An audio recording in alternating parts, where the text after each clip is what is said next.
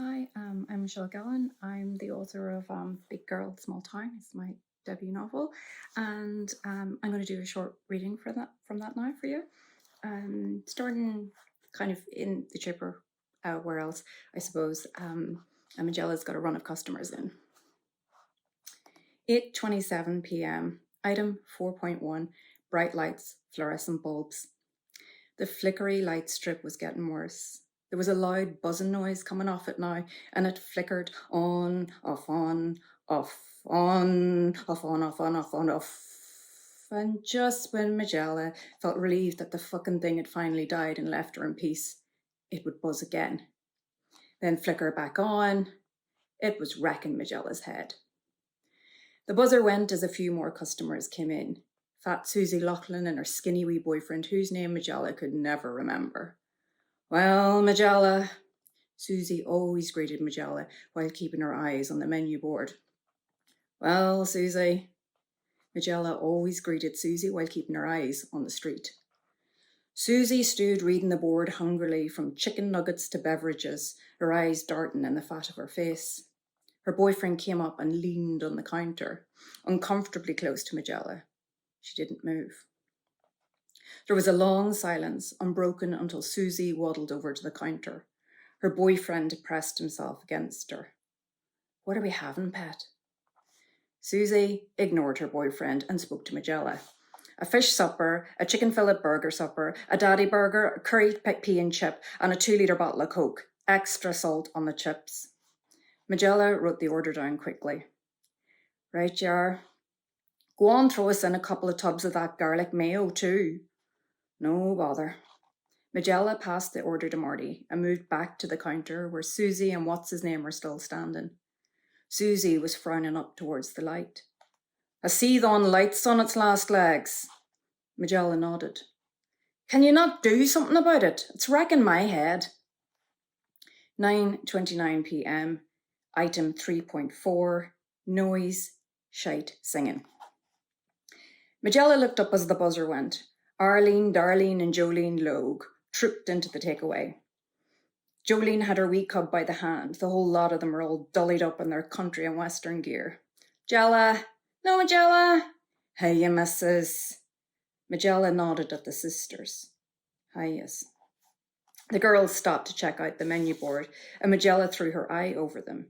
The sequins on their outfits sparkled under the flickery light.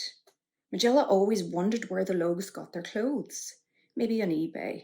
She was pretty sure they weren't getting them down in Patterson's Patterns in the town, or New Look in Strabane. The wee denim skirts with the wee spangly bits, the glittery belly tops, the cowgirl hats, and the fancy leather boots. Like something you'd see on some daft American TV show. They even had a wee fella dickied up like the miniature cowboy, for he was part of their act.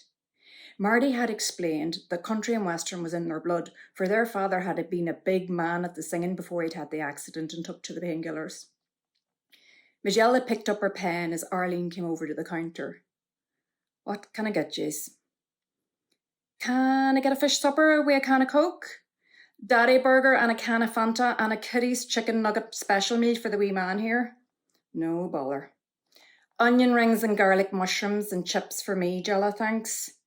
Jolene was the vegetarian in the family, and she knew better than to order veggie burgers. Coming up. Magella straightened up and headed to the back to pass the order to Johann Paul. Marty came out of the storeroom. Busy? No, it's just the Logue cuddies in. The Logue ladies, you say? Yee-haw! Marty pulled out his imaginary lasso and circled it in the air. He lassoed Magella and started tugging her towards him. And Magella knew she was supposed to let herself be tugged along for a few steps, and then they'd have a laugh. But she just stood there awkwardly, feeling like a heifer. You're no crack at all tonight, Jella. Magella wanted to explain, but instead she shrugged and walked back out to the counter. The 3 Logue girls were sat at the window seat practicing their harmonies. Their vocal twangs, while their wee fella nodded along under his Stetson, seeming to agree that sometimes it's hard to be a woman. The light flickered on, off, on, off. 10 p.m. Item 4.1, bright lights, fluorescent bulbs.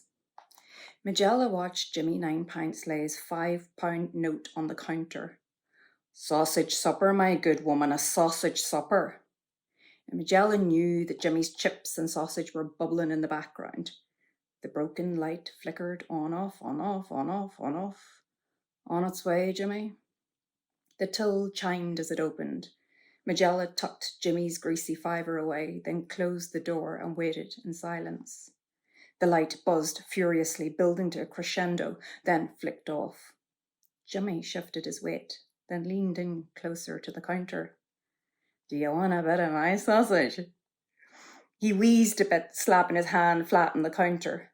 Magella waited for the usual 10 seconds before replying. I'll batter your sausage if you're not careful now.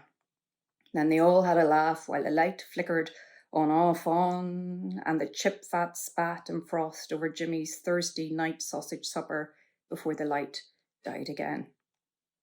11 p.m. Item 4.1, bright lights, fluorescent bulbs. The puke mechanic was in for his usual bag of chips, no salt, no vinegar. He was standing staring out the window at fuck all, because there was fuck all happening outside apart from the rain drizzling down.